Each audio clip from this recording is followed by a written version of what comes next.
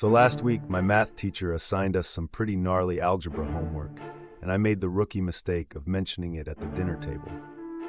My dad, who's been itching to relive his glory days as a mathlete, his term, not mine, immediately volunteered to help. At first, it seemed innocent. He cracked his knuckles, sharpened a fresh pencil, and told me to prepare to witness the magic of numbers. I should have known something was up when he asked if it was too late to order a whiteboard online. We started with a simple equation, 2x plus 3 was 7. Dad stared at it like it was the Rosetta Stone. Then, with total confidence, he said, "You see, what you want to do is isolate the x, but first, let's draw a diagram of a sandwich." He then proceeded to sketch two giant triangles, bread, and labeled the interior x for the mystery filling. According to Dad, solving for x is just figuring out what's between the bread. I tried to object, but he was already halfway through building an analogy involving deli meats, mustard, and the distributive property.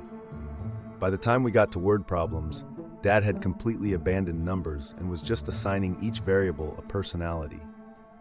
If Sally's train leaves the station at 8 a.m., but the station is feeling insecure about its velocity, how many compliments does it need before it reaches self-actualization?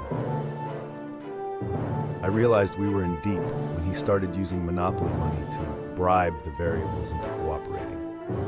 My friend Lisa, who was FaceTiming with me for moral support, actually snorted juice out her nose when Dad tried to divide by 0 and announced, "This is where the universe folds in on itself and you get free pizza."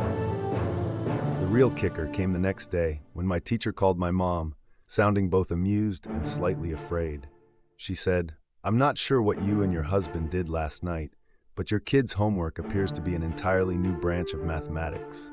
I'm calling it Algebra, where every problem is solved with a sandwich, and the answer is always, somehow, pastrami."